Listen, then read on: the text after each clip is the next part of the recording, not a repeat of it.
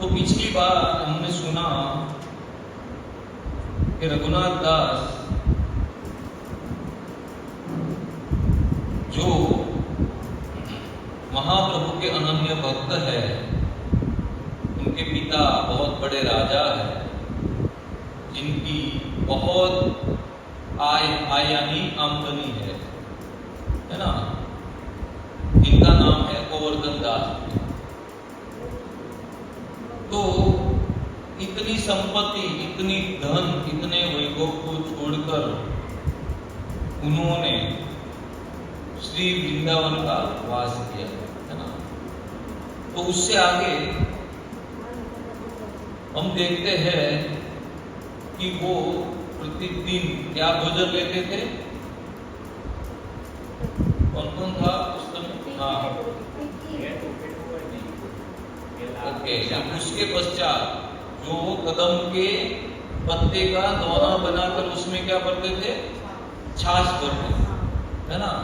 अंतिम उसका जो बहुत जो वैराग्य तब की बात है। वो सब साधु संत जो पाते थे वो निकाल के पानी में से।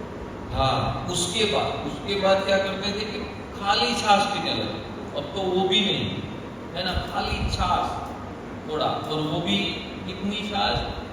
तो कदम का जो वृक्ष है, उनका जो पत्ता है छोटा सा कितना, उनका दोना बना, तो उसमें जितनी छाछ आ जाएगी उतनी पीते। और हमने सुना था कि एक भक्त राठौरी गांव गया, जो है ना, जो चंद्रावली का गांव है, तो वहां से वो बड़े बड़े कदम के पत्ते लाया ताकि रघुनाथ दास जी के लिए ज्यादा छाछ उसमें समा जाए, है ना। तो फिर भी उनको जब पता चला कि ये राठौरी गांव की है जहाँ चंद्रावली रहती है, तो मुंह में उंगली डालकर उसको उल्टी कर दी वो छाछ, पिए नहीं, है ना। कि पत्ते कहाँ के थे? जो राधा रानी की सौत का भाव रखती हुई जो सखी थी, चंद्रावली सखी, उनके गांव, इसलिए उन्होंने वो स्वीकार नहीं किया। तो भोजन के नाम पर केवल 2-3 पल छाछ मात्र पीकर अपने जीवन को धारण किए हुए थे रघुनाथ दास।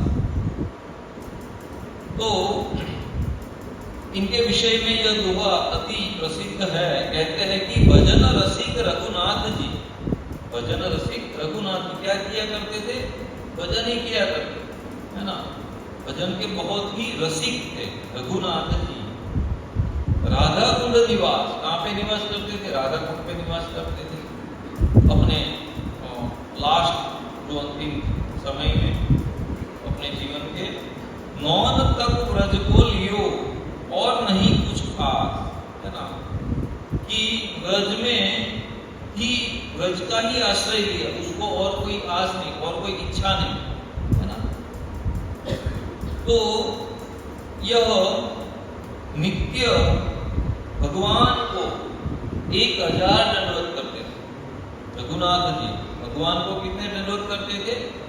1000 दंडवत करते, है ना। और वैष्णव को कितने करते थे? भगवान को 1000 करते, तो वैष्णव को कितने करते होंगे? भगवान बड़े के वैष्णव? वैष्णव या भगवान? कौन कहते? चलो, वैष्णव में कितने लोग हैं कि वैष्णव बड़े? अच्छा, और भगवान बड़े हैं इसमें? तो एक भक्त के लिए, हम अभी नए नए भक्त हैं ना जो, है ना, उसके लिए भगवान तो बड़े हैं ही, लेकिन अगर वैष्णव की कृपा मिल गई तो भगवान की कृपा मिल जाती है। बताते हैं ना पूर्वाष्टकम में, है ना, कि अगर आपकी कृपा होगी, यस्य प्रसादाद भगवत प्रसाद, प्रसाद यानी कृपा, जो आपकी कृपा होगी तो भगवान की कृपा, है ना। तो ये रघुनाथ दास जी वैष्णवों को 2000 दंडवत प्रणाम करते थे प्रतिदिन। कितने? प्रतिदिन 2000 वैष्णवों को दंडवत प्रणाम करते, 2000। अभी हम अपनी बुद्धि से सोचेंगे ना तो हमको ये सही नहीं लगेगा कि इतना क्या हो सकता है ना। लेकिन एक प्रबल जो इच्छा है ना, अपनी भाषा में कही ना, मन હોય તો માળવે જોવે, મન હોય ને તો ગમે એવો અમુક લખડો હોય તો પણ ત્યાં જઈએ.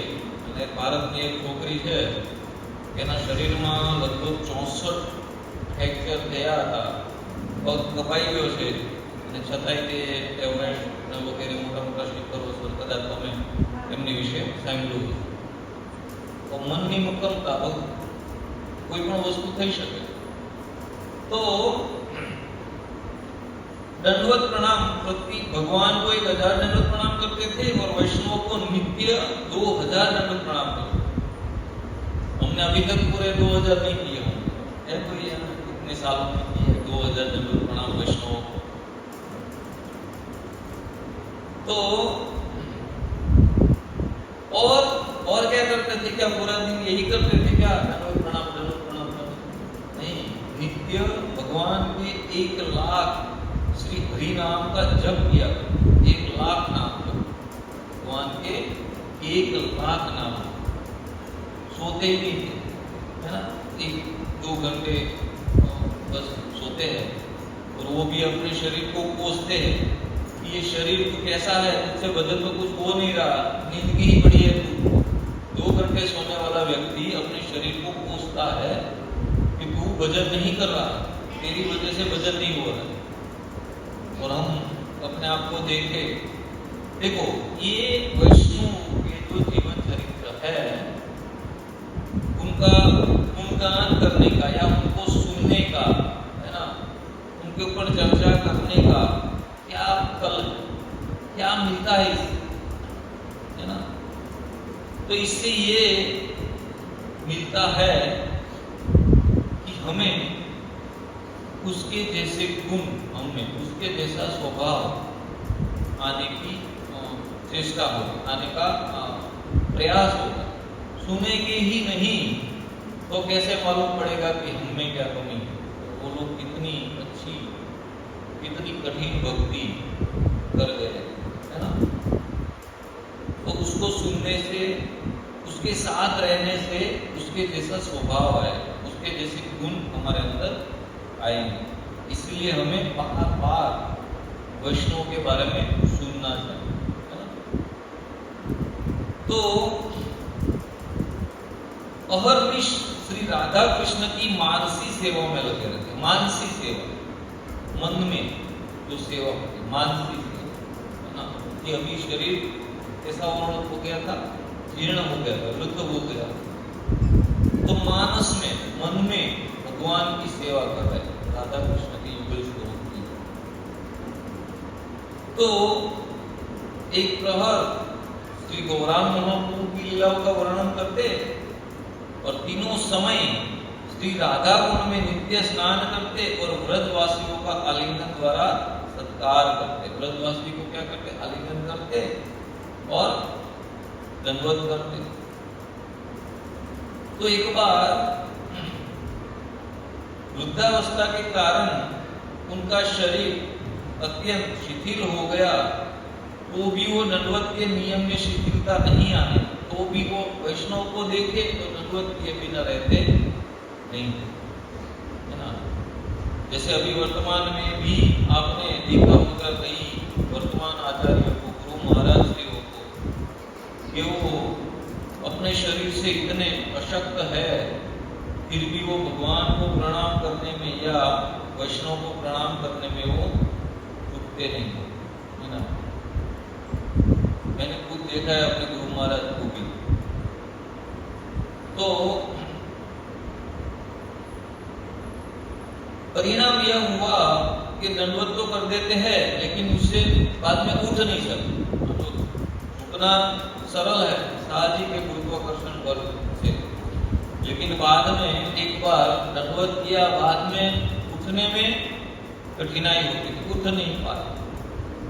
तो उनकी ये दशा देखकर अन्य वैष्णवों तथा व्रजवासियों को अत्यंत दया, तरस आती थी. ये बाबा अभी कितने अशक्त है, फिर भी लोग को दंडवत कर रहे हैं. इतने अशक्त है कि दंडवत करने के पश्चात वो खड़े भी नहीं हो पाए. तो उन लोगों ने दीन होकर कहते हैं कि बाबा कि अनुरोध करते हैं कि आप ऐसा मत कीजिए, आप हमको दंडवत नहीं कीजिए, हमको बहुत ही वो फील होता है ना, आप ये दंडवत का नियम छोड़ दीजिए अथवा कम कर दीजिए। तब वैष्णव बाबा को कहते हैं, तो बाबा हाथ जोड़कर कहते हैं अत्यंत दीन, अपने आप को अत्यंत इतना समझकर कि अगर आप लोगों का मुझ पर ऐसा कोई भाव है ना, तो क्या करना है, क्योंकि जब हम दंडवत करें, जब मैं दंडवत करूं और मुझसे उठा नहीं जा रहा, तो आप मुझे कृपा करके मदद करके उठने में, खड़े होने में आप मुझे हेल्प कीजिए, लेकिन मैं अपना दंडवत का जो नियम है वो नहीं छोड़ूं।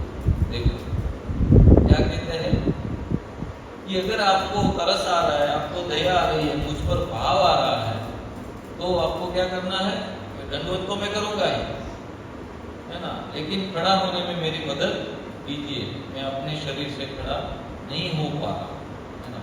तो देखो कितना वैष्णव के प्रति भाव होगा, है ना, कि शरीर साथ नहीं दे रहा फिर भी वो दंडवत करते हैं। और मेरे जैसे क्या करते हैं, थोड़ी सर्दी खांसी हुई नहीं कि क्या करते हैं कि आज तो सत्संग में नहीं जाना होगा, आज नहीं जा पाऊंगा और लेट जाता हूँ, है ना। तो कहते हैं कि नियम कम करने की या नियम छोड़ने की बात आप मत कीजिए, है ना। ऐसी अद्भुत थी इनकी नियम निष्ठा, तो नियम निष्ठा भले छोटा सा ही नियम मान लो, हमने नियम लिया कि 2 माला का जप करूंगा, छोटा सा ही नियम है, लेकिन अगर ये नियम में हम निष्ठा रखेंगे, है ना, तो ये नियम, छोटा सा जो नियम है वो हमको बहुत बड़ा लाभदायी हमारे लिए बन जाए, है ना। तो इसलिए नियम में निष्ठा होनी अत्यंत आवश्यक है। तो एक बार क्या हुआ, मानसी में यानी मन में भगवान की सेवा पूजा कर रहे थे। किसकी बात हो रही है यहाँ? हाँ, रघुनाथ दास गोस्वामी, है ना। रघुनाथ भट्ट और रघुनाथ दास दो गोस्वामी, रघुनाथ, लेकिन ये रघुनाथ दास गोस्वामी जिसकी कथा हमने पिछले सप्ताह सुनी है। तो मानसी में भगवान को भोग लग रहे, अपने आप तो कुछ लेते नहीं, छाछ के अलावा और कुछ नहीं पाते, है ना, लेकिन भगवान को मानसी में क्या लगाया भोग? दूध भात का, दूध और भात का मानसी में ही भगवान को भोग लगाया, इसने रघुनाथ दास। और ऐसा नहीं कि मानसी में लगाया तो चलो ऐसे ही, भगवान प्रत्यक्ष लीला करते हैं भक्तों के साथ मानसी, है ना, जो इसके लायक है। तो भगवान स्वयं आरोगने के बाद ये दूध भात भगवान और राधा जी ने खाया, और स्वयं के खाने के बाद रघुनाथ दास जी के मुंह पे एक आप लीजिए, है ना, तो उसको भी खाने के लिए, प्रसाद ग्रहण करने के लिए, देखो मानसी में है, विचारों में है, ये सब मानस में कि मैं ये कर रहा हूँ, मैं ये कर रहा हूँ, मानस में, है ना। तो भगवान ने, प्रिया प्रियतम जी ने दूध का वह कटोरा उनके मुंह पे लगा दिया कि अब आप पाओ, है ना। तो और तो कुछ छाछ के अलावा तो कुछ लेते नहीं थे, लेकिन अभी प्रिया प्रियतम ने, राधा कृष्ण ने कहा तो क्या कोई मना कर सकेगा, है ना। तो युगल सरकार का आदेश नहीं डाल सके, आग्रह नहीं डाल सके, और रघुनाथ दास जी ने वो दूध भात का प्रसाद ग्रहण किया मानसी में, है ना। तो परिणाम क्या आया कि उनके पूरे शरीर में ज्वर हो गया, एक प्रकार का रोग हो गया, है ना, ज्वर, क्योंकि कभी और कोई प्रसाद लेते नहीं थे छाछ के अलावा, और शरीर उस प्रकार से जल गया था, है ना। देखो, हम हल्का फुल्का प्रसाद ही लेते हैं हर रोज, और कभी भारी चीज खाने में आ गई तो ये जो शरीर का जो बैलेंस है वो बिगड़ जाएगा, कुछ गड़बड़ हो जाएगी पेट में, है कि नहीं। तो यहाँ रघुनाथ दास जी के साथ भी यही हुआ कि उसका जो शरीर का जो बैलेंस था वो बिगड़ गया। तो उनकी अवस्था का ये समाचार सब जगह फैल गया कि बाबा बीमार हो गए, बाबा बीमार हो गए। तो उन दिनों गुसाई विठलनाथ जी, यानी कि एक भक्त थे विठलनाथ जी, वो जदीपुरा में विराजते थे। उन्होंने समाचार सुना कि रघुनाथ जी की तबीयत खराब हो गई। तो विठल गोसाई जी थे, उनका एक शिष्य था जो वैद्य था, उनको लेकर वो तुरंत पहुंचे कि चलो चलो बाबा को क्या हुआ है पता कर। और ये वैद्य कोई ऐसा वैसा नहीं था, बड़ा अनुभवी वैद्य था, है ना, कि नाड़ी देखते ही उसको मालूम पड़ जाता कि ये क्या हुआ है ना, ये रोग की क्या वजह है। तो वहां जाते हैं, उन्होंने नाड़ी देखकर बता दिया कि इन्होंने दूध भात खाया है, इसीलिए इनको ये ज्वर हो गया। कभी लोग अचंभे में पड़ गए, बाबा तो कभी कुछ खाते नहीं छाछ के बिना। कोई कोई लोग तो बातें करने लगे कि क्या बाबा हमको दिखाने के लिए छाछ खाते हैं और बाद में वो सब कुछ ले लेते हैं, है ना। देखो ये वैद्य कह रहा है ये दूध भात खाया, दूध छाछ के सिवा तो और कोई बाबा कुछ खाते नहीं, है ना। तो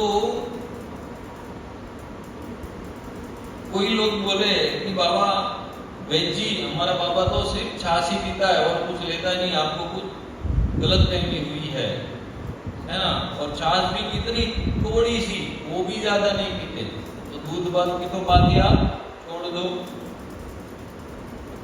तो जान पड़ता है कि ठाकुर श्रीनाथ जी एवं गुसाई जी विठलनाथ जी चूंकि रोज दूध भात पाते हैं और आप नित्य प्रति उनकी नाड़ी देखते रहते हैं, आपको वही अभ्यास पड़ा है।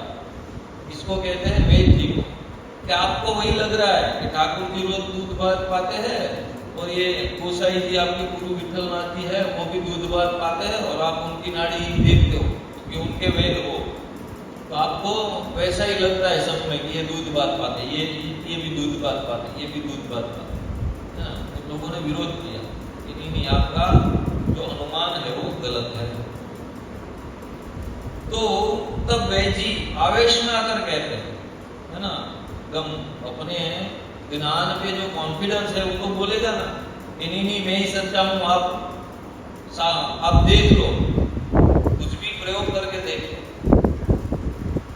तो बोले कि यदि आप लोगों को मेरे कहने पर विश्वास नहीं हो रहा तो कहिए, मैं दवा देकर इसको उल्टी करवा देता हूं और उल्टी में आप देख लेना क्या निकलता।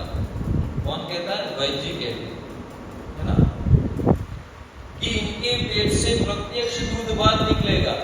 अगर आपको सही नहीं, आपको सच नहीं लग रहा तो मैं दवा देकर इसको उल्टी करवाता हूं बाबा को और दूध भात निकलेगा, तब आप मेरी बात को विश्वास करना। और अगर मेरी बात झूठी निकली, और अगर मेरी बात झूठी निकली तो मैं अपनी वैद्य वृत्ति छोड़ दूंगा। वैद्य वृत्ति यानी ये वैद्य का जो धंधा है वो छोड़ दूंगा अगर मेरी बात झूठी निकली, है ना। इतना कॉन्फिडेंस था, इतना विश्वास था अपने ज्ञान पर। तो यह सुनकर कोई मनचले ब्रजवासी आपस में कहने लगे, जैसे बताया कि बाबा की पोल आज खुल गई, कि बाबा कहते मैं छाछ पीता हूँ, सब लोग बात करते हैं, लेकिन बाबा की पोल आज खुल गई कि वो तो सब कुछ प्रसाद में पाते हैं। बाबा हम लोगों को दिखाने के लिए छाछ पीते हैं, लेकिन चोरी चोरी से वो प्रसाद ले लेते हैं। जैसे अच्छे अच्छे व्यंजन भोजन वो खा लेते हैं।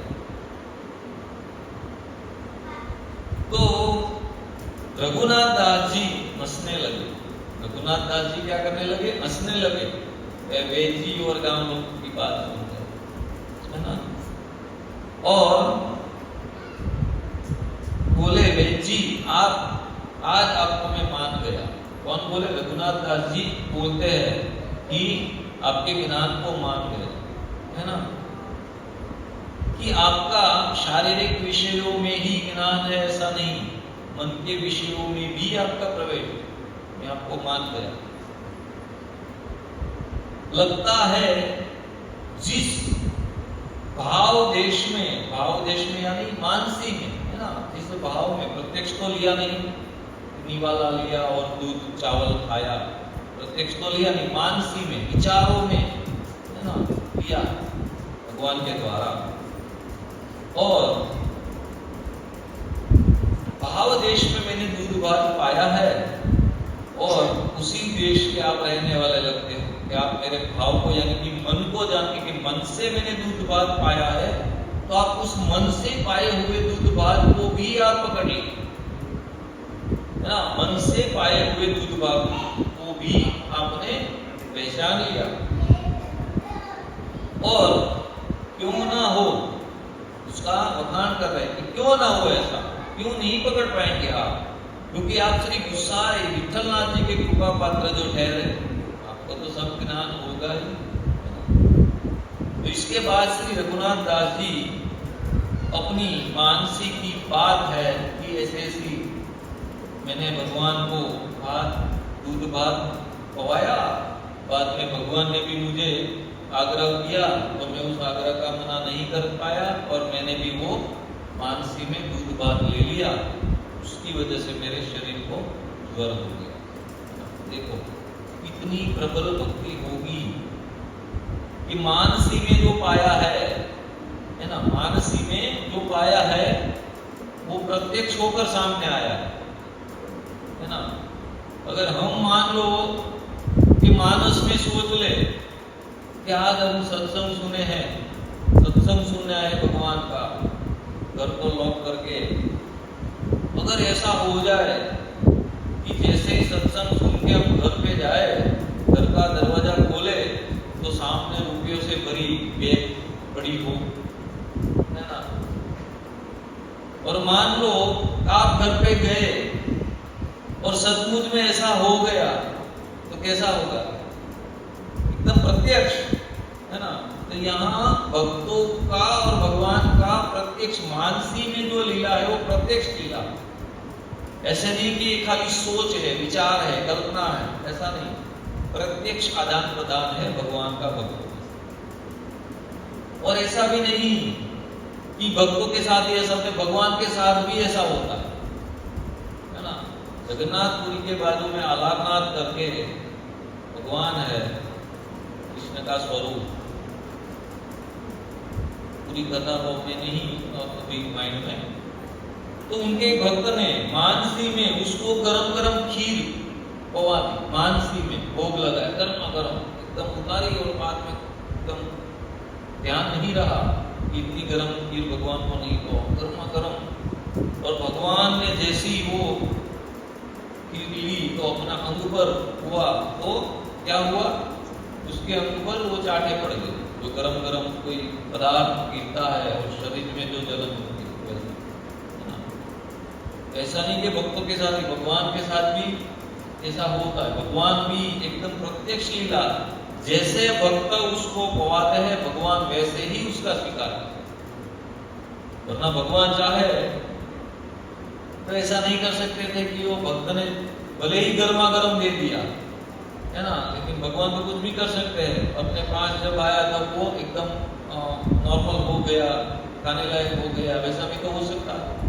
लेकिन जैसे भक्तों का भाव है वैसे ही भगवान उसका स्वीकार, है ना, प्रत्यक्ष। तो ये है रघुनाथ दास गोस्वामी, जो भगवान की नित्य लीला में रति मंजरी है ना, रति मंजरी। और उनकी अंग कांति कैसी है? एकदम विद्युत वर्ण, जैसे बिजली चमकती है उसका वर्ण कैसा हो, ऐसे उसकी अंगी कांति है। और लाल पुष्प के समान उनके वस्त्र है। कहाँ पे? नित्य लीला। यहाँ पे कैसे वस्त्र है? कुछ वस्त्र में एक लंगोट और एक खेस वगैरह तो था नहीं उसके पास, लेकिन भगवान की नित्य लीला में जो उनका नित्य स्वरूप है ना, उनकी भक्त का नित्य स्वरूप कैसा है? जो नित्य लीला में जो स्वरूप है वो उनका असली स्वरूप है ना। लेकिन धराधाम पर जब वो आते हैं वो रोल प्ले करते हैं। जैसे मान लो हम कोई ड्रामा में पार्ट ले रहे हैं है ना, ड्रामा में तो आप है केवल प्रभु, अलग अलग नाम है सबके है ना, लेकिन ड्रामा में केवल प्रभु कुछ बने हुए हैं, मान लो अर्जुन बने हुए हैं है ना, कोई भीम बना हुआ है ना, तो कैसे कपड़े पहन लेंगे? भीम के जैसे गदार ले लेंगे, अर्जुन के जैसे बाण ले लेंगे। तो यहाँ आकर ये सब भक्त अलग अलग रोल प्ले करते हैं है ना, लेकिन भगवान की नित्य लीला में उनका जो असली स्वरूप है वो ऐसा है। और राधा गोविंद के चरण सम्माहन की उनकी प्रधान सेवा इसकी रघुनाथ दास गोस्वामी है ना। अब देखते हैं रघुनाथ भट्ट गोस्वामी। वैसे तो शास्त्रों में या ग्रंथों में उसका बहुत ही बृहद वर्णन नहीं है रघुनाथ भट्ट गोस्वामी है ना, संक्षिप्त वर्णन है, तो इसीलिए ही आगे वो वर्णन ले लिया रघुनाथ दास जी का, तो पिछले सप्ताह हमारा अधूरा रह गया। तो रघुनाथ भट्ट कौन है? तपन मिश्र, मिश्र यानी अमुक प्रकार के ब्राह्मण, जिसकी जैसे हम कहते हैं कि हम लोग पटेल हैं और उस हमारी अटक अलग होती है ना, या तो ऐसे ही ये मिश्र उसकी सरनेम में भट्ट, तपन मिश्र उसका नाम है, तो उसके पुत्र है रघुनाथ भट्ट। तो अभी तपन मिश्र बहुत ही कंफ्यूज थे जब वो युवा थे कि मुझे क्या करना है, मेरा लक्ष्य क्या है ना, और कौन से भगवान की भक्ति करनी चाहिए, क्यों करनी चाहिए, कैसे करनी चाहिए, बहुत सारे प्रश्न थे उनके। तो एक दिन कोई वैष्णव भक्त को इन्होंने प्रश्न पूछे, तो वैष्णव भक्त ने कहा कि आप चैतन्य महाप्रभु से जाके मिलिए, उनसे ये सभी प्रश्नों का, ये सभी जिज्ञासाओं को पूछिए चैतन्य महाप्रभु को है ना, और आपके सभी प्रकार के संशय, सभी प्रकार की शंकाएं, डाउट दूर हो जाए है ना। तो तपन मिश्र एकदम प्रसन्न हो गए कि चलो ये मेरे जो प्रश्न है उसका उत्तर मुझे यहाँ पे मिल जाएगा। ऐसा करके वो महाप्रभु के पास जा है ना उन दिनों, और उन दिनों महाप्रभु किस नाम से जाने जाते थे? निमाई पंडित, बहुत प्रकांड पंडित। अभी उन्होंने संन्यास नहीं लिया है ना, और अभी वो किशोर अवस्था से भी आगे बढ़ के युवा अवस्था में है ना, और वो कितने पंडित थे? महापंडित है ना, ऐसी अवस्था को प्राप्त कर सकते। और पूरे बंगाल में है ना उनका नाम था पंडित है ना, निमाई पंडित। तो यहाँ गए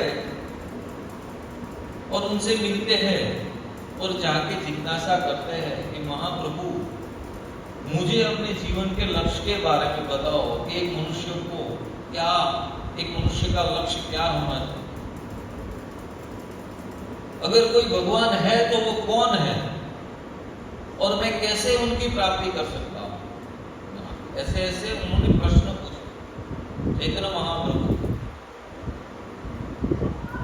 तो महाप्रभु ने उनके सारे प्रश्नों का एकदम प्रॉपर आंसर देकर उनको संतुष्ट किया और उसको एक दिशा दिखाए, है ना। क्योंकि हमारे साथ भी ऐसा होता है कि नहीं, कई बार कि हम ऐसी जगह स्थित हो जाते हैं जीवन में कि हमें क्या करना है, क्या नहीं करना है, क्यों करना है, कब करना है, इसका कुछ मालूम नहीं होता, है ना। तो उस समय अगर योग्य मार्गदर्शन ना मिले तो क्या हो सकता है, हमारा पूरा जीवन बर्बाद हो सकता है। अगर हम कोई गलत दिशा में अगर हम कदम रख ले, है ना। तो महाप्रभु ने कहा उनको कि आप वाराणसी जाओ और वहां वास की, वाराणसी जाओ और वहां जाकर आप स्थित हो, वाराणसी। तो तपन मिश्रा बंगाल से कहां गए, वाराणसी गए। कोई वाराणसी, काशी जिसको कहा जाता है, काशी, है ना। जहां कौन विराजमान है, हाँ, महादेव जी, है ना, काशी विश्वनाथ। तो वहां जाकर आप रहो और मैं आपको वहां आके मिलूंगा, ऐसा किसने कहा, महाप्रभु। देखो पहले की ये भक्तों में अब देखो कितनी वचन के प्रति श्रद्धा होगी, है ना। हमको हमारे गुरु महाराज कहेंगे, मान लो हम में से किसी को भी, आप जाओ, आप यूपी में जाओ और वहां रहो, वहां प्रचार कीजिए, जाएंगे? अरे कैसे जाए महाराज, यहाँ सब धंधा सेट है, सब रिलेशन वाले, सब रिलेटिव लोग यहीं रहते हैं, तो वहां जाकर क्या करेंगे, कैसे जाएंगे, सब कैसे होगा, होता है कि नहीं। यहाँ देखो ये भक्त एक ही बार महाप्रभु से मिले, है ना, और उसके वचन पे इतनी निष्ठा है, इतनी श्रद्धा है, और जो श्रद्धावान है वही कुछ पा सकेगा, है ना, वरना हम कुछ नहीं प्राप्त कर पाएंगे। यहाँ से जो बोला जा रहा है वो वैष्णवों के द्वारा, कॉपी पेस्ट कर रहा हूँ, मेरा कुछ नहीं है, मैं भी आप लोगों की जैसे सीख ही रहा हूँ, है ना, उसमें कुछ ज्ञान या कोई भक्ति भाव है नहीं, और आपके जैसे मैं भी सीख ही रहा हूँ, हम सब एक साथ मिलकर सीख रहे हैं। लेकिन हम लोगों को अपने गुरुजनों के वचन ऊपर या अपने आचार्यों के वचन के ऊपर कितनी श्रद्धा है, इतना हम आगे बढ़ पाए, वरना हम वहीं के वहीं रह गए। तो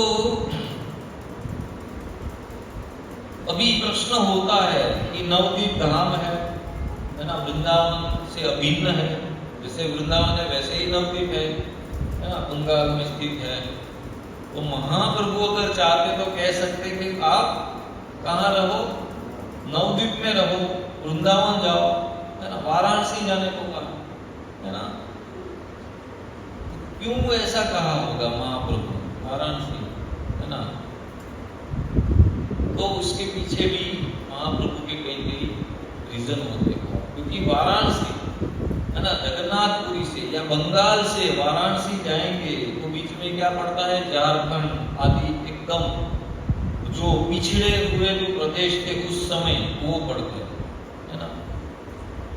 तो हम सबने चैतन्य चरितामृत में शायद आपने सुना होगा कि जब महाप्रभु जब वाराणसी जा रहे थे, बीच में झारखंड प्रदेश आया, तो झारखंड के जंगलों में क्या था, बाघ, सिंह, हिरण, है ना, जैसे हिंसक और पालतू सभी पशुएं थे छोटे मोटे, है ना। तो महाप्रभु जाते जाते क्या करते हैं, हरि बोल कीर्तन करते करते ही चलते हैं, है ना। महाप्रभु जब भी चलते हैं या एक स्थान से दूसरे स्थान जाते हैं तो ऐसे हमारे जैसे चलकर नहीं जाते, कीर्तन करते करते ही जाते हैं, है ना।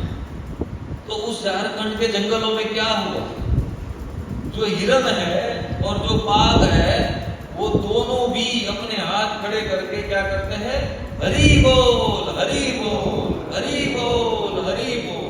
देखो बाघ और हिरण दोनों विपरीत प्रकृति के पशु है कि नहीं। अगर हिरण बाघ को देख लेगा तो क्या वो खड़ा रहेगा वहां, भाग जाएगा। और वाघ अगर हिरण को देख लेगा तो क्या करेगा, वो भी उसके ऊपर हमला करेगा, है कि नहीं। लेकिन यहाँ महाप्रभु की कृपा कितनी है, क्योंकि तो पशुओं को भी उसने भगवान नाम का प्रेम प्रदान किया, है ना, पशुओं को भी। तो बीच में जितने भी जो मानव समुदाय थे सभी को महाप्रभु भगवत प्रेम प्रदान करते करते वाराणसी, है ना। अगर मान लो तपन मिश्र वहां नहीं होते तो उस रूट से चलना नहीं होता महाप्रभु, है ना। तो महाप्रभु की कुछ ना कुछ लीलाएं होती है किसी को आदेश देने के पीछे, है ना। तो महाप्रभु जब वृंदावन जा रहे थे तो वाराणसी होकर गए, झारखंड के जंगलों से होकर गए, बीच में वाराणसी आता है। और वहां चंद्रशेखर आचार्य के घर पे महाप्रभु रुकते हैं। रहते कहाँ है, चंद्रशेखर आचार्य के घर। लेकिन प्रसाद कहाँ पाते हैं, तपन मिश्र के यहाँ। अब देखो, जब तपन मिश्र बंगाल को छोड़कर वाराणसी में जाते हैं, तब 2 साल के बाद उसके यहाँ एक संतान प्राप्त होता है जिसका नाम है, क्या है, रघुनाथ, जिसकी हम कथा सुनने वाले हैं, रघुनाथ। और जब महाप्रभु 11 साल के बाद, कितने साल के बाद, तपन मिश्र को मिलने के बाद 11 साल के बाद फिर से तपन मिश्र को वाराणसी में मिलते हैं, है ना। और तब ये रघुनाथ जी कितने थे, 9 साल। रघुनाथ जी ने अपने पिता से और भक्तगणों से बहुत ही महाप्रभु के बारे में कथाएं सुन रखी थी, है ना। देखा नहीं था महाप्रभु को कभी प्रत्यक्ष, लेकिन बहुत ही कथाएं सुन रखी है। तो बहुत ही भाव है महाप्रभु के बारे में। और जब उसको पता चला कि महाप्रभु हमारे घर पे आकर प्रसाद ग्रहण करेंगे, है ना, तो 9 साल का बालक इतना उत्कंठित हो गया, इतना सेवा के लिए आतुर हो गया, वो सब अपने आप वो जो सब्जी काटने लगा और वो जो कुछ भी भोजन बनाने की जो भी चेष्टा है वो अपनी माता को सब प्रकार से वो एकदम उत्साह से वो मदद करने लगे, है ना, कि मैं भी महाप्रभु के लिए प्रसाद बनाऊंगा, है ना। इतना छोटा सा बालक, है ना। और बाद में सिलसिला बन गया कि रोज महाप्रभु वहां प्रसाद लेने आते। ये जो रघुनाथ दास है वो प्रसाद बनाते और महाप्रभु को खिलाते, है ना, एकदम भाव से आग्रह कर करके छोटा बालक महाप्रभु को भोग लगाता। और बाद में महाप्रभु का जो उच्चिष्ट प्रसाद है ना, वो भी वो उसको मिलता, किसको, रघुनाथ जी को, रघुनाथ भट्ट जी को, है ना। तो महाप्रभु पूरे दिन क्या करते थे, वहां नृत्य करते थे। पूरे आजू बाजू के गांव में सब लोगों को हरिनाम का प्रेम प्रदान करने के लिए तो पूरे दिन नृत्य कीर्तन करते हैं। तो जब शाम को घर लौटते तो ये रघुनाथ जी महाप्रभु के चरणों की सेवा, है ना, एकदम छोटे छोटे हाथ और महाप्रभु के कोमल चरणों को वो दबा मसाज वो करते हैं ना। तो महाप्रभु को बहुत ही आनंद, है ना, और महाप्रभु उनसे बहुत ही संतुष्ट थे, इससे रघुनाथ जी से। तो ऐसे रघुनाथ भट्ट बहुत अच्छी तरीके से महाप्रभु की सेवा करने में लगे हुए, सभी प्रकार कि मैं क्या करूं, सभी समय उसके चित्त में एक ही बात रहती थी कि मैं कैसे महाप्रभु की सभी सेवाओं को करूं, है ना, कि उसके चरण दबाऊं, उसके वस्त्र को धोऊं, उसके लिए प्रसाद बनाऊं। तो सभी ये जो सेवाओं के लिए वो ललाहित रहते और महाप्रभु भी इसकी सेवाओं से बहुत ही प्रसन्न, है ना। और भी कहाँ पे एक छोटा सा बालक था, वो किसी सेवा से महाप्रभु बहुत ही प्रसन्न थे। कौन था वो? याद रखो आपके को। हाँ, गोपाल भट्ट गोस्वामी, है ना। वो भी महाप्रभु की सेवा करते थे अपने बाल्यकाल में। तो यहाँ पर भी ये जो रघुनाथ भट्ट गोस्वामी है वो भी महाप्रभु की सेवा करके उनकी कृपा प्राप्त। तो ऐसे भगवान और भगवान के भक्तों की सेवा से ही हमको परम पद की प्राप्ति हो सकती है, और कोई तरीका नहीं है। देखो नारद जी है, आपने शायद नारद चरित्र में सुना होगा कि दासी का पुत्र है ना, एक दासी का पुत्र है, और वो नारद जी की स्थिति पुनः कैसे प्राप्त की है? वैष्णव की सेवा करके ना। उनकी माता जहाँ पे काम करती थी जो गुरुकुल में, तो वहाँ बहुत सारे वैष्णव साधु संत वहाँ पे ठहरते थे, और ये छोटा सा बालक जो दासी का पुत्र, जिसके पिता की मृत्यु बचपन में ही बहुत छोटी सी आयु थी, तब ये बालक की छोटी सी आयु थी, तब ही उनके पिता गुजर गए।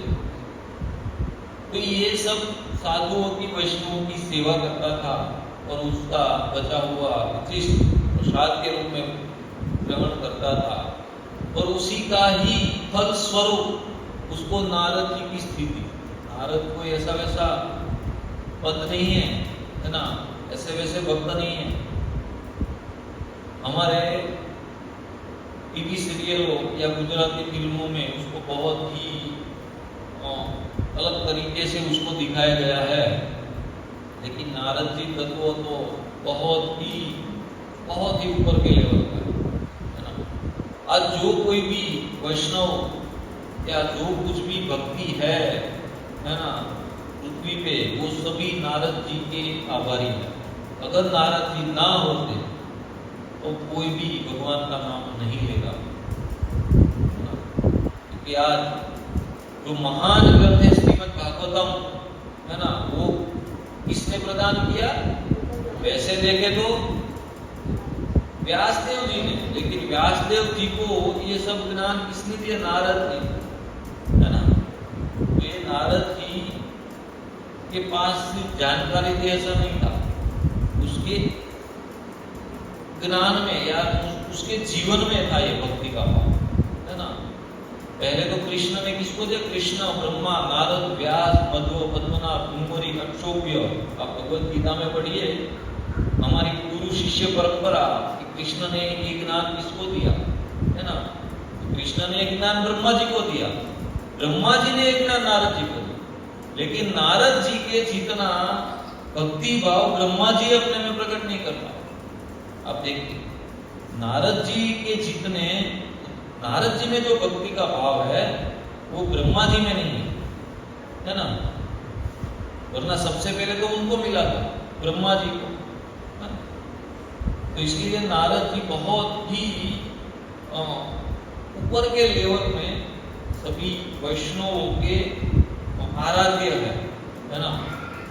कि हम उससे अगर प्रार्थना करेंगे नारद जी से, है ना, उसकी कृपा मिल जाएगी, वो भी हमको भगवान की प्राप्ति हो जाएगी।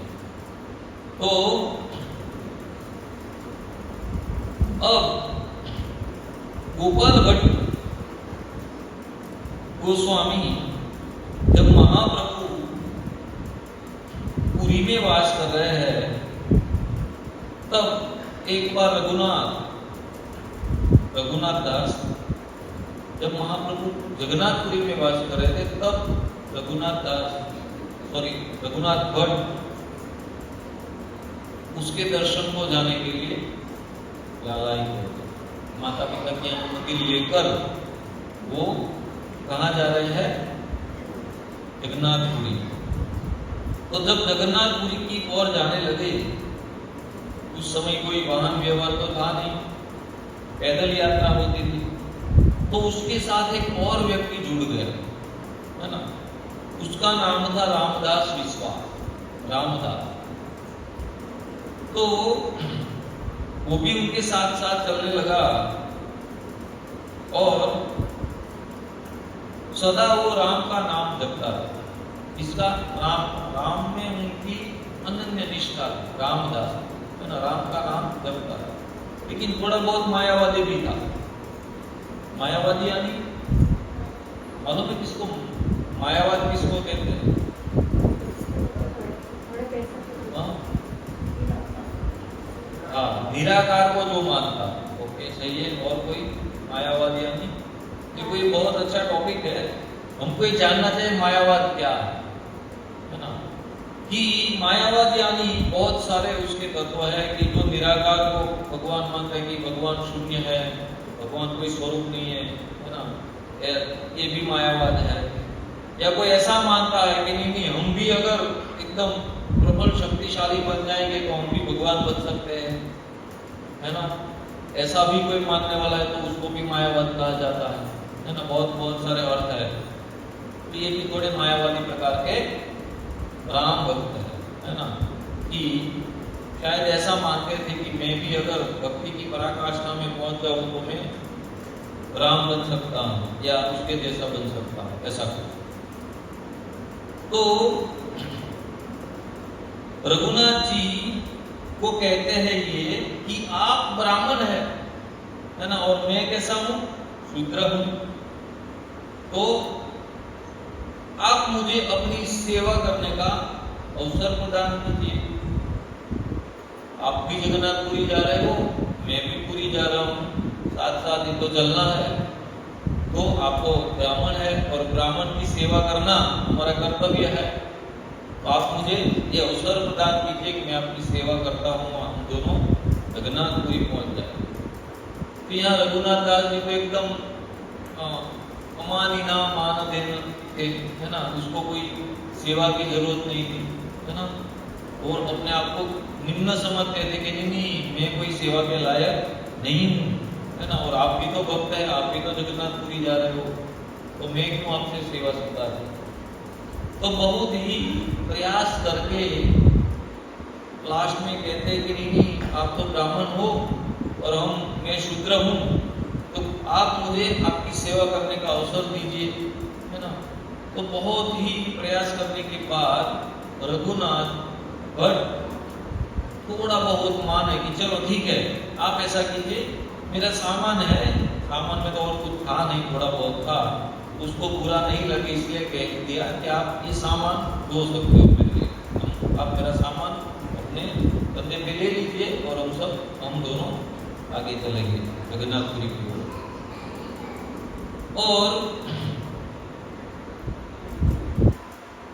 ये दोनों जब पुरी पहुंचे और वहां महाप्रभु जी के दर्शन हुए, दोनों सामने खड़े थे महाप्रभु जी के, तो जैसे ही महाप्रभु जी ने रघुनाथ भट्ट को पहचान लिया कि वो रघुनाथ है, तो क्या करने लगे, रघुनाथ जी ने और ये रामदास ने दोनों ने दंडवत प्रणाम किए महाप्रभु को। तो महाप्रभु जब वो खड़े हुए तो फिर से दंडवत प्रणाम किए और फिर से खड़े हुए, फिर से दंडवत प्रणाम किए, 3 बार की रघुनाथ भट्ट गोस्वामी। क्यों किए? तो कहते हैं कि ये मेरे पिता श्री कपिल मिश्र के लिए एक दंडवत है और एक नाम बोल रहा हूँ, और एक और भक्त है उसके द्वारा भी मैं आपको दंडवत करता हूँ। तो महाप्रभु बहुत ही प्रसन्न हुए और उसको गले से लगा। और जो रामदास थे उसके सामने उतना दृष्टि नहीं की महाप्रभु, है ना। तो हमको शायद ऐसा लगेगा कि दोनों चल के आए भगवान के धाम में जगन्नाथपुरी, तो एक को भगवान आलिंगन करते हैं, है ना, और एक के ऊपर थोड़ा कुछ प्रतिभाव नहीं दिखा रहे, तो ऐसा क्यों, है ना। भगवान के लिए तो सब समान होने चाहिए कि नहीं होने चाहिए। भगवान कहते हैं भगवत गीता में कि मैं किसी के प्रति द्वेष नहीं करता हूं, है ना, और करते भी नहीं। आप देखो, मान लो कि हम भगवान का नाम ले रहे हैं तो भगवान के आपको ज्यादा सूर्य प्रकाश दे रहे हैं, ज्यादा ऑक्सीजन दे रहे हैं, ज्यादा पानी ऐसा कुछ एक्स्ट्रा फैसिलिटी दे रहे हैं। और जो व्यक्ति नास्तिक है, जो भगवान को गाली दे रहा है, तो क्या ऐसे व्यक्ति को भगवान सूर्य प्रकाश नहीं देते अपना? ऐसे व्यक्ति को भगवान ऑक्सीजन नहीं देते? ऐसे व्यक्ति को भगवान अपना पानी वगैरह कुछ नहीं देते? उसको भी देते, हमको भी देते, है ना? वरना भगवान चाहे तो उसका कनेक्शन काट सकते हैं कि नहीं? ऑक्सीजन का या सूर्य प्रकाश का काट सकते हैं कि नहीं, है ना? लेकिन भगवान ऐसा कुछ नहीं करते, क्योंकि भगवान कहते मैं द्वेष नहीं करता। लेकिन यहाँ चैतन्य महाप्रभु एक भक्त के स्वरूप में है, भगवान लेकिन भक्त के स्वरूप में बताने आए हमको कि भगवान की भक्ति कैसे की जाती है। अगर चैतन्य महाप्रभु का जीवन चरित्र अगर हम पढ़ ले या सुन ले, है ना, तो हमको मालूम पड़ेगा कि भक्ति कैसे की जाती है। तब हमको अपना आईना दिखेगा कि हम कहाँ पे, है ना? कहते हैं कि ग्रंथ पढ़ने में कौन सा क्रम होना चाहिए, है ना? जैसे हम पढ़ने जाते हैं तो पहली कक्षा में पढ़ते हैं, दूसरी कक्षा में, तीसरी कक्षा में, जैसे जैसे ज्ञान बढ़ेगा वैसे। कोई व्यक्ति आपने ऐसा देखा कि डायरेक्ट 10वीं कक्षा में वो एंट्री लिया, पहले सीखता है 1 + 1 = 2, है ना? ऐसा सिंपल सीखता है, बाद में थोड़ा हायर। तो कहते हैं कि भक्ति में आगे बढ़ने के लिए ये क्या ग्रंथों का क्रम है ना? तो सबसे पहले क्या पढ़ना है? भगवद गीता, है ना? उसके बाद भागवतम, रामायण भी है, सब सिमिलर है, लेकिन एक स्टेप आगे अगर जाए भक्ति में आगे बढ़ने के लिए तो क्या है? भागवतम, ग्रेजुएशन। भागवतम पढ़ लिया, मान लो ग्रेजुएट हो गया, है ना? अब भक्ति को अप्लाई करने में आप सक्षम, है ना? और अगर पीएचडी करनी है, भक्ति में पीएचडी करनी है, तो क्या पढ़ना चाहिए?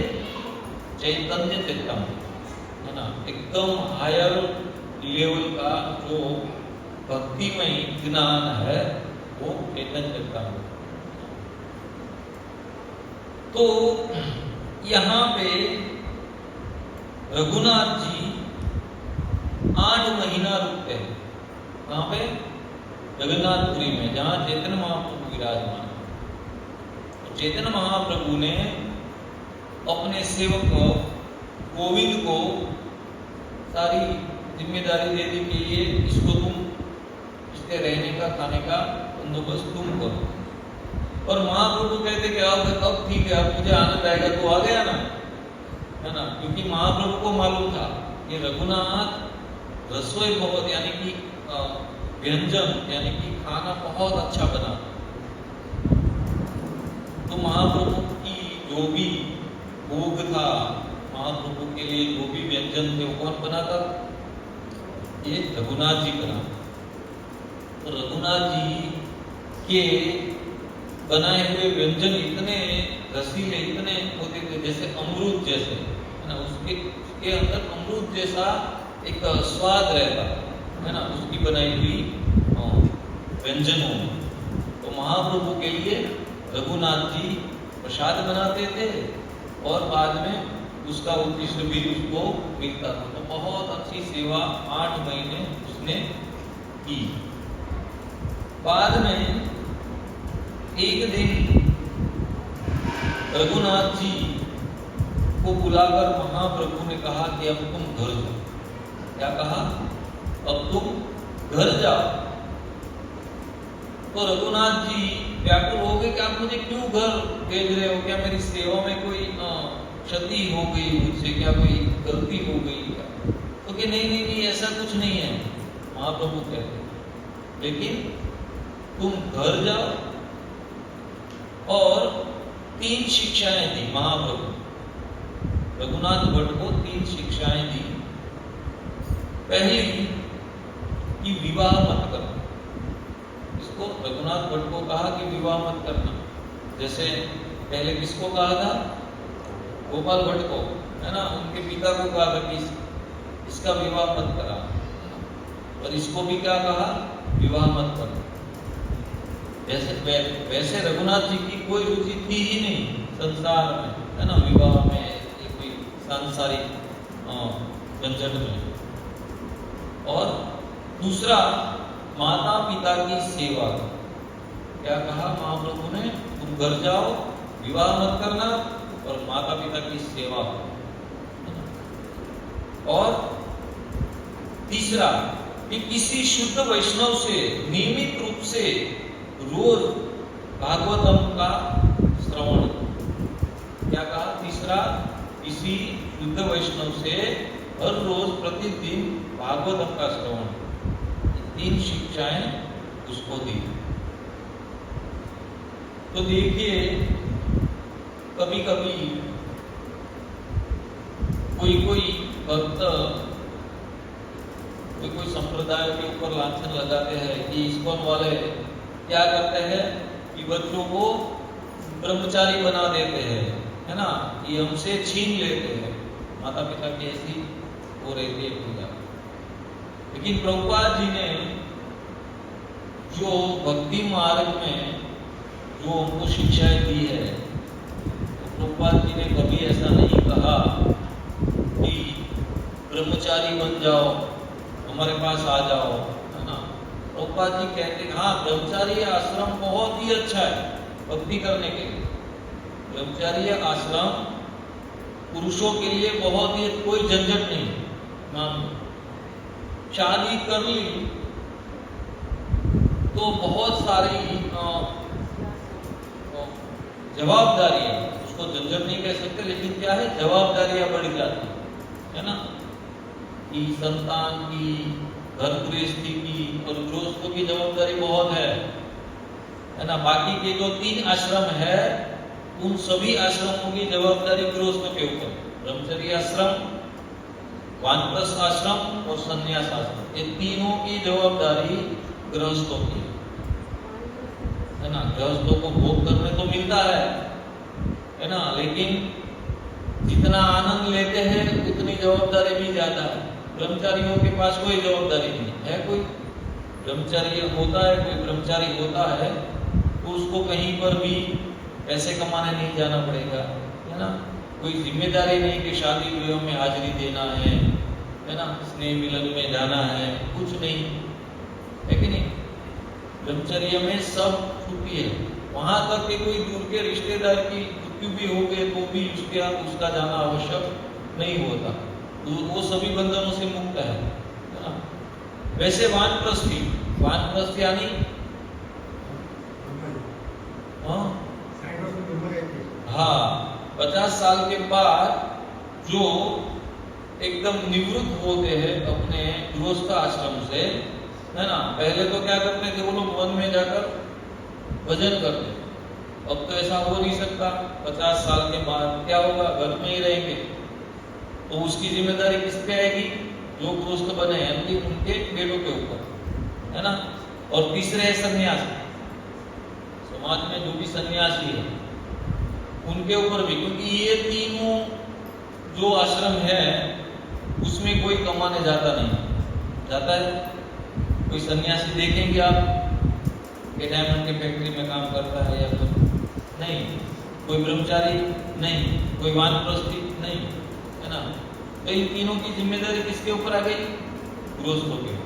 गृहस्थों को ऐसा लगता है कि चलो हम तो अच्छा है, हम भोग कर सकते हैं, सभी संसाधनों का उपयोग कर सकते हैं, है ना। लेकिन ये अच्छा नहीं है, बहुत बड़ी जिम्मेदारी है ना। अगर हम ले तो आजकल तो कौन लेता है? लेता है कोई? नहीं लेते। तो ये लेना चाहिए, है ना। गृहस्थों को ये सब जिम्मेदारी लेनी चाहिए। और आजकल तो देखो कितनी लोगों की मानस कितने संकुचित हो गए हैं। दूसरों की तो छोड़ो, अपने घर में जो वानप्रस्थी है, कौन है? माता पिता, जो 50 साल के बाद कुछ कमा धमा नहीं सकते बेचारे, और उसकी भी जिम्मेदारी नहीं लेनी है लोगों को, है ना। दूसरों की तो छोड़ो, अपने माता पिता की जिम्मेदारी लोग नहीं ले पा रहे, नहीं ले रहे, है ना। तो ऐसा नहीं होना चाहिए।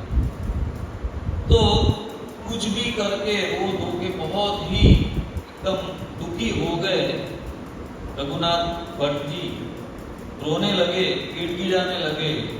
तो महाप्रभु कहते हैं कि तुम फिर से आना, अपनी सब जिम्मेदारियों को पूर्ण करके मैं तुम्हें फिर से मिलूंगा, है ना। थोड़ी ढाढ़स बंधवाई, थोड़ा सांत्वना दिया, थोड़ी आशा बंधवाई कि मैं तुम्हें फिर से मिलूंगा, तुम चिंता मत करो, है ना। और ऐसा करके उन्होंने उसको घर भेज दिया। 4 साल तक वो घर पे रहे और अपने माता पिता का निधन हो गया। तब उनकी सभी प्रकार की क्रिया पूर्ण करके फिर से वो निकल पड़े महाप्रभु। क्योंकि एक भक्त का मन कहाँ रहता है? भगवान के पास तो रहता है ना। बाकी तो सब फॉर्मेलिटीज लगती है उनको, है ना, कि कम से कम यहाँ रहूंगा और ज्यादा से ज्यादा भगवान के सानिध्य। तो फिर से निकल पड़े और फिर से पहुंच गए महाप्रभु की सेवा में। फिर से 8 महीने तक रहे। पहले भी 8 महीने रखा, दूसरी बार भी महाप्रभु ने 8 महीने तक उनको आनंद दिया अपनी सेवा, 8 महीने। और 8 महीने के बाद फिर से उसके ऊपर आघात करते, आघात यानी कि आदेश देते हैं कि रघुनाथ अब तुम वृंदावन जाओ, है ना। क्योंकि महाप्रभु को मालूम था कि उन लोगों इस सेवा में, तो कहते हैं कि नहीं महाप्रभु, मैं तो आपके चरणों में ही रहना चाहता हूँ, आप मुझे अपने से अलग मत कीजिए। एकदम कातर भाव से महाप्रभु को प्रार्थना करते हैं कि आपके बिना मेरा जीवन शक्य नहीं है, तो आप ऐसा निष्ठुर मत बनिए और मुझे अपने से अलग मत कीजिए। महाप्रभु समझाते हैं कि नहीं नहीं, ऐसा मत समझो कि मैं तुमसे अलग हूं, है ना। और मेरे लिए ही तुम वहां जा रहे हो, मेरी सेवा के लिए ही तुम जा रहे हो, कि जो काम मैं नहीं कर पाया वो तुम्हें पूर्ण करना है ना। तो उसको आज्ञा दी कि तुम जाओ और वहां रूप सनातन जी का सहयोग करो। ये षड गोस्वामी को एक ही प्रकार का कार्य महाप्रभु ने सौंपा है, वृंदावन की लीला स्थलियों का पुनः उद्धार करना, वैष्णवों की भक्ति को पोषण करने के लिए ग्रंथों की रचना करना, है ना, और अपने जीवन के आदर्शों के द्वारा भक्ति को सिखाना, वैराग्य पूर्ण जीवन जीना। तो फिर से महाप्रभु ने अपने गले की माला, अपने गले की कंठी माला उतार कर रघुनाथ जी को पहना, है ना। और रघुनाथ जी को ऐसा कहा एकदम उत्साह लाने के लिए कि मेरी सेवा, मैं जो काम अधूरा छोड़ के आया हूं वो तुम्हें पूर्ण करना है। अच्छा लगता है ना किसी को, मान लो कोई बड़ा कार्य किसी को सौंपे कि मुझसे नहीं हो पाया, अब तुम्हें पूर्ण करना है, तो कितना ऐसा लगेगा, अच्छा अच्छा मुझे तो बहुत बड़ी सेवा मिली है ना। तो ऐसे करके महाप्रभु ने उसको सेवा में लगाया, रघुनाथ भट्ट जी, है ना। और रघुनाथ भट्ट वृंदावन पहुंचे और रूप सनातन गोस्वामी का सहयोग किया, क्योंकि जब रघुनाथ दास जी अपने अंतिम दिनों में, है ना, रघुनाथ दास अपने अंतिम दिनों में जब शरीर को त्याग किया, तब जीव गोस्वामी, है ना, जीव गोस्वामी उनसे छोटे थे, शायद ये कथा के माध्यम से लग रहा है। उस समय कौन सा काल चल रहा था? जब रघुनाथ भट्ट जी ने अपना शरीर छोड़ा, तो उस समय यवनों का शासन था, है ना। और वो लोग सबसे बड़ा प्रहार भक्ति यानी कि धार्मिकता के ऊपर करते। कुछ भी धार्मिक दिखा हिंदू के प्रति तो उसको वो पहले खंडन करते। ये जो राधा गोविंद देव जी का मंदिर है, देखा आपने, दर्शन किए गोविंद देव जी के, राधा गोविंद देव जी 7 मंजिला मंदिर का, 7 मंजिला है ना। और उसके ऊपर जो गुंबद था उसमें एक दिया रहता, जलता दिया। तो उस समय ये जो बादशाह था वो देखता था, अब बड़ा अलग सा तारा है ये, कोई है ना, कैसा टिमटिमा रहा है, वो एकदम नजदीक लग रहा है। आगरा से देखता था, आगरा से वो दिखता था वृंदावन के मंदिर का जो गुंबद का दिया, आगरा से रात्रि को। तो इनके कोई चापलूसी या प्रधान होंगे तो बोल रहे कि नहीं नहीं जहांपना, ये कोई तारा नहीं है, ये तो वृंदावन में एक बहुत बड़ा मंदिर है, उसके ऊपर रखा हुआ दिया है ना, जो आपको दिख रहा है। तो इनको जलन हो गई, ये बादशाह को जलन हो गई कि ये क्या इतना बड़ा मंदिर, तो यहाँ से उनका दीपक दिख रहा है। तो क्या किया उन्होंने, वो मंदिर को ध्वस्त कर दिया। रघुनाथ भट्ट जी वहीं रहे। रघुनाथ भट्ट के कोई विग्रह नहीं थे। रघुनाथ भट्ट को महाप्रभु ने जो आदेश दिया था कि तुम भागवत का पाठ करो, है ना। तो रघुनाथ दास जी में बहुत ही खास क्वालिटी थी कि भागवतम के श्लोकों को अलग अलग 4 रागों में वो गा सकते, अलग अलग 4 रागों में, अलग अलग 4। ऐसा नहीं कि ये जो श्लोक है इसको जिस राग में गए दूसरे श्लोक को उसको, सभी श्लोकों को अलग अलग राग में वो गा सकते, है ना। और प्रतिदिन महाप्रभु को सुनाते, और खाली गा ही सकते थे ऐसे नहीं, किसी भी श्लोक को अलग अलग एंगल से एक्सप्लेन करते, इतने पारंगत थे भागवतम में, है ना। भागवत शास्त्र में इतने पारंगत थे। तो अपने कोई भगवान थे ही नहीं उसके, है ना। उसके भगवान कौन थे, भागवत ही उसका भगवान है ना, भागवत ही उसके भगवान है, उसकी आराधना करते। तो रहते कहाँ है, गोविंद देव जी के परिसर में रहते हैं, है ना। और गोविंद देव जी और भागवत वही उनके आराध्य हैं। तो अंतिम दिनों में ये यवन का शासन चल रहा था, जब उन्होंने देह का त्याग किया। ऐसा ही समय था, जेठ मास, है ना, जेठ मास की 10वीं तिथि को उन्होंने अपना शरीर छोड़ा।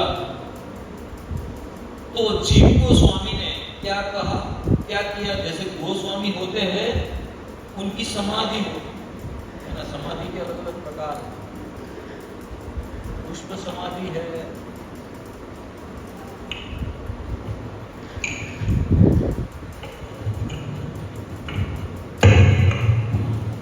तो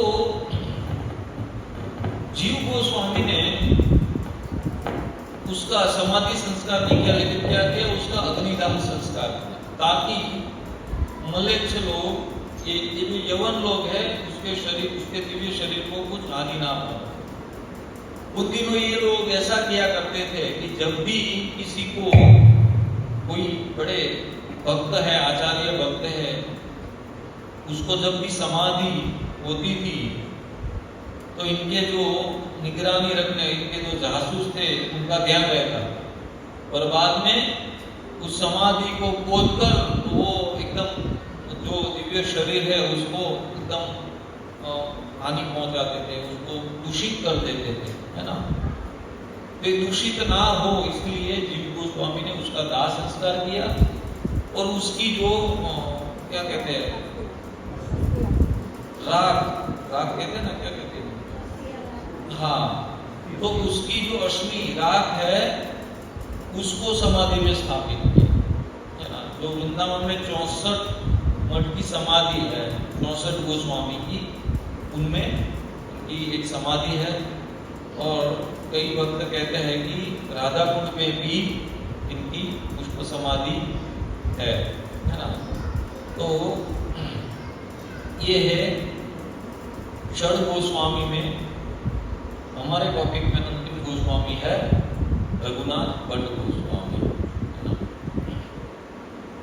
ये सभी गोस्वामी, 6 गोस्वामियों को हमने सुना उसके जीवन के बारे में, और आप भी और उसके बारे में जानने का प्रयास कीजिए, सुनने का प्रयास कीजिए। यहाँ तो संक्षिप्त में इतना हो सकता है 1-1.5 घंटे में हम एक्सप्लेन करते हैं, और सुन के आनंद आता है कि नहीं? गोस्वामियों के जीवन के चरित्रों के बारे में सुनकर आनंद आता है कि नहीं? लेकिन वो आनंद कब बढ़ा पाए? देखो, सुनने में इतना आनंद आता है उनके जीवन चरित्रों को, तो मान लो हम भी उसके जैसा तो ना ही जी पाएंगे, है ना, लेकिन थोड़ा बहुत प्रयास भी करेंगे, है ना, उसके मार्ग पर चलने का, तो कितना आनंद मिलेगा, है ना। तो इसलिए इन सभी वैष्णव आचार्यों के जीवन को सुनने के बाद उसमें से कुछ अंश हमें अपनाने चाहिए अपने जीवन के, है ना। वरना वो लोग तो थे ही भगवान की सेवा में ही है ना। यहाँ पे आने की उसको जरूरत नहीं है। क्यों आते हैं? हमारे लिए आते, हम लोगों के उद्धार के लिए आते, है ना। देखो, गुफाओं में रह रहकर वो ग्रंथ लिखे, सब बहुत कठिन परिस्थितियों में जीवन बिताया है हमारे लिए, है ना। आज हम इतनी सुख सुविधा में होकर भी इतनी भक्ति नहीं कर रहे, है ना, जितनी वो सभी प्रकार की असुविधाओं में की है हमारे लिए, है ना।